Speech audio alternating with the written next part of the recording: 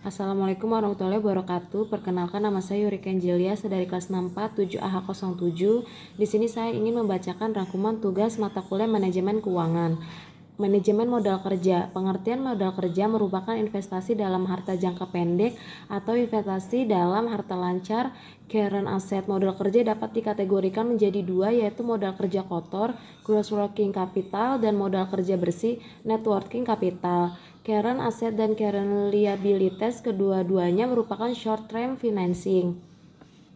Konsep modal kerja menurut Munawir 2010.214 ada 3 konsep modal kerja yang umum digunakan, yaitu yang pertama konsep kuantitatif. Konsep ini menitik beratkan kepada kuantum yang diperlukan untuk mencukupi kebutuhan perusahaan dalam membiayai yang bersifat rutian atau menunjukkan jumlah dana fund yang tersedia untuk tujuan operasi jangka pendek. Yang kedua, konsep kualitatif. Konsep ini menitik beratkan pada kualitas modal kerja.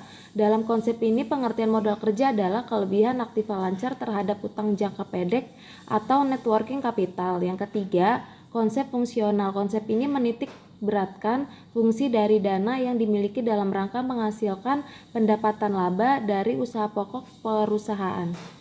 Jenis modal kerja. Yang pertama adalah modal kerja permanen, yaitu modal kerja yang selalu harus ada dalam perusahaan agar perusahaan dapat menjalankan kegiatannya untuk memenuhi kebutuhan konsumen. Modal kerja permanen dibagi menjadi dua macam, yaitu yang pertama modal kerja primer dan modal kerja normal. Yang kedua modal kerja variabel, yaitu modal kerja yang jumlahnya berubah-ubah sesuai dengan perubahan kegiatan ataupun keadaan lain yang mempengaruhi perusahaan. Modal kerja musiman merupakan modal kerja yang dibutuhkan untuk mengantisipasi apabila ada fluktuasi kegiatan perusahaan. Misalnya perusahaan biskuit harus menyediakan modal kerja lebih besar pada saat musim hari raya. Modal kerja siklis yaitu modal kerja yang jumlah kebutuhannya dipengaruhi oleh fluktuasi konjungtur. Yang ketiga modal kerja darurat. Modal kerja ini jumlah kebutuhannya dipengaruhi oleh keadaan-keadaan darurat yang terjadi di luar kemampuan perusahaan. Kebijakan modal kerja. Yang pertama, kebijakan konservatif merupakan rencana pemenuhan modal kerja yang lebih banyak menggunakan sumber dana jangka panjang dibandingkan sumber dana jangka pendek. Yang kedua, kebijakan moderat. Perusahaan membiayai setiap aktiva dengan dana yang jangka waktunya kurang lebih sama dengan jangka waktu perputaran aktiva tersebut. Yang ketiga, kebijakan agresif. Dalam kebijakan agresif, perusahaan mendanai asetnya dengan sumber dana jangka pendek.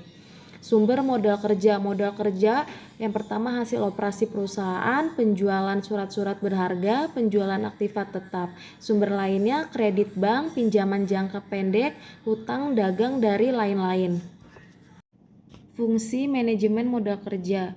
Yang pertama, menyesuaikan perubahan tingkat volume produksi dan penjualan. Yang kedua, membantu memaksimumkan nilai perusahaan, yaitu dengan cara memperkecil biaya modal untuk meningkatkan hasil retur. Penentu besarnya modal kerja. Faktor-faktor yang mempengaruhi besar kecilnya kebutuhan modal kerja diantaranya yang pertama skala usaha perusahaan, yang kedua aktivitas perusahaan, yang ketiga volume penjualan, yang keempat perkembangan teknologi, yang kelima periode perputaran atau periode terikatnya modal kerja, dan yang keenam pengeluaran kas rata-rata setiap hari. Menentukan kebutuhan modal kerja. Untuk menentukan besarnya kebutuhan modal kerja, metode yang bisa digunakan sebagai berikut. Metode keterikatan modal kerja. Untuk menentukan besarnya modal kerja dengan menggunakan metode ini ada dua faktor yang perlu dipertimbangkan.